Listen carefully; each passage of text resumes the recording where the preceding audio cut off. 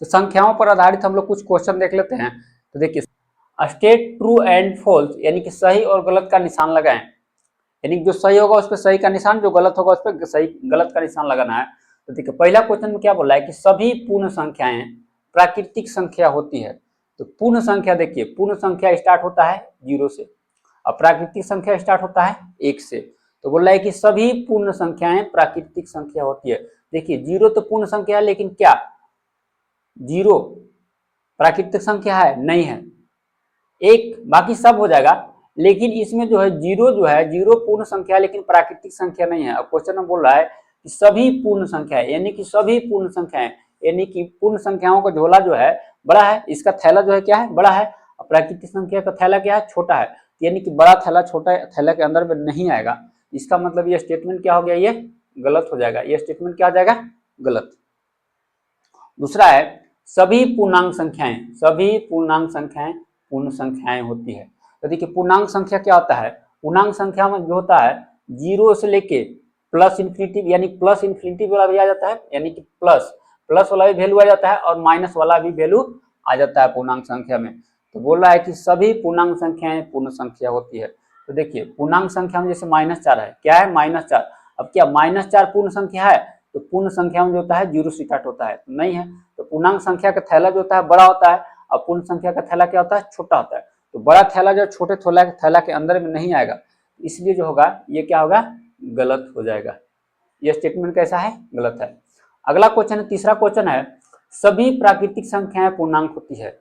सभी प्राकृतिक संख्याएं पूर्णांक होती है। देखिए प्राकृतिक संख्या क्या है? 1 2 3 4 5 6 7 8 9 10, कहाँ तक जाएगा? इनफाइनाइट तक जाएगा। अब बोला कि सभी प्राकृतिक संख्याएं पूर्णांक होती हैं। तो देखिए एक प्राकृतिक संख्या में पूर्णांक देखिए 1 है, दो यहाँ 2 है, इसमें भी 2 है, इसके सारा एलिमेंट जो है इसमें मिल जाएगा, यानी कि पूर्णांक संख्या। प्राकृतिक संख्या का सारा जो अथी नंबर जो है पूर्णांक संख्या मिल जाएगा। ये क्या हो जाएगा? ये सही हो जाएगा। यानी कि प्राकृतिक संख्या का थैला क्या होगा? छोटा, और पूर्णांक संख्या का थैला क्या हो जाएगा? बड़ा। यानी कि छोटा थैला बड़ा थैला के अंदर आ जाएगा। ये क्या हो जाएगा? स्टेटमेंट क्या हो जाएगा? सही हो जाएगा।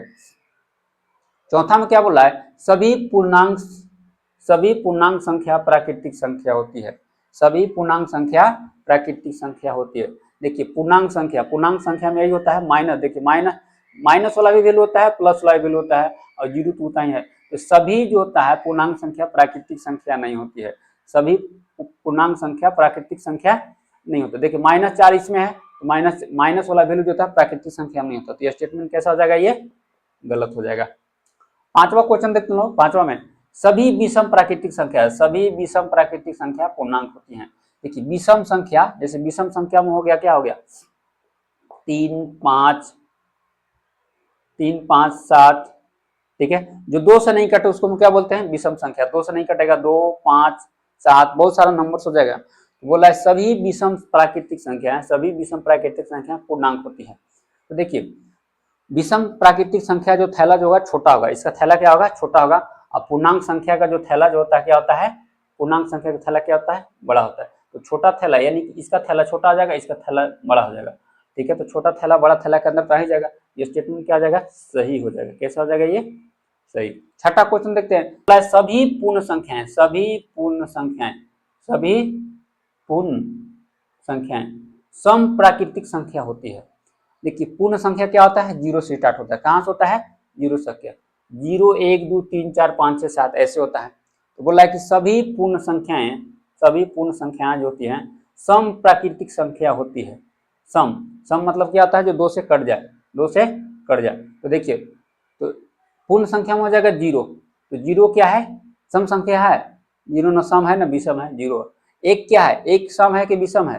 तो विषम होता है। एक क्या होता है? विषम, क्योंकि 2 से नहीं कटेगा, ये हो जाएगा विषम।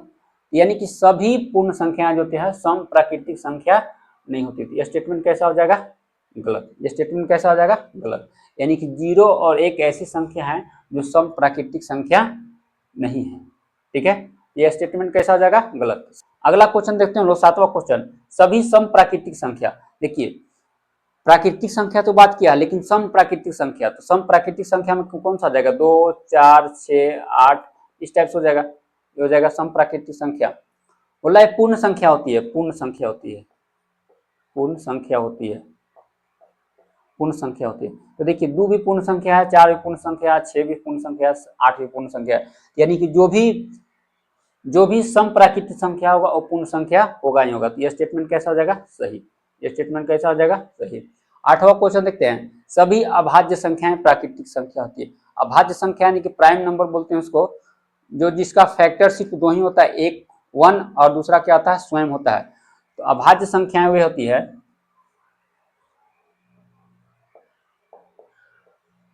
अभाज्य संख्या, जिससे 1 हो गया, जैसे 2 हो गया, 3 हो गया, 5 हो गया, 7 हो गया, 11 हो गया, ये सब अभाज्य संख्या होगा। तो बोला सभी अभाज्य संख्याएं प्राकृतिक संख्या होती हैं। ये बात सही है।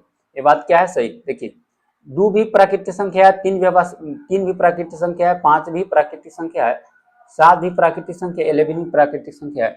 ये स्टेटमेंट कैसा हो जाएगा? ये सही हो जाएगा। यानी कि सभी अभाज्य संख्याएं प्राकृतिक संख्या होती है, ये सही है। 9वां देखते हैं, सभी सम संख्या प्राकृतिक संख्या होती है। सभी सम संख्या 2, 4, 6, 8, 10 प्राकृतिक संख्या होती है। तो सम संख्या जो सम संख्या होगा प्राकृतिक संख्या में मिल ही जाएगा। तो यह स्टेटमेंट कैसा हो जाएगा? ये सही, बहुत सिंपल है।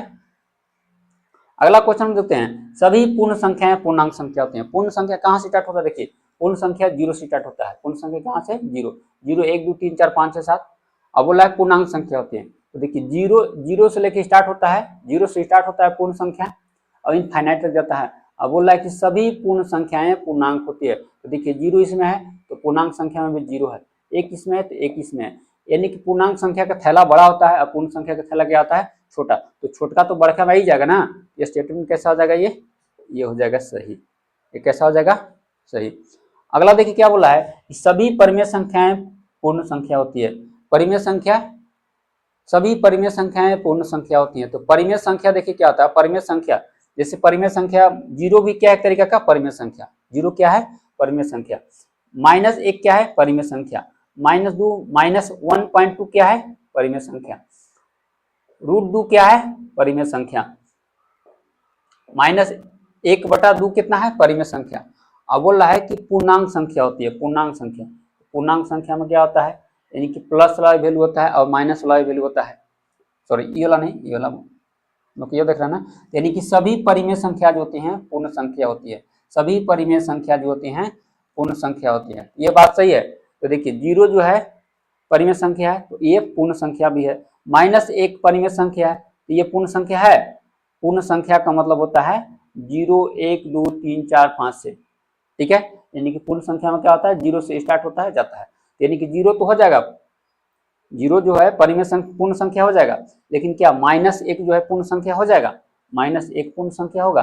तो नहीं होगा। इसका मतलब परिमेय संख्या का फैमिली बड़ा होता है और पूर्ण संख्या का फैमिली छोटा होता है।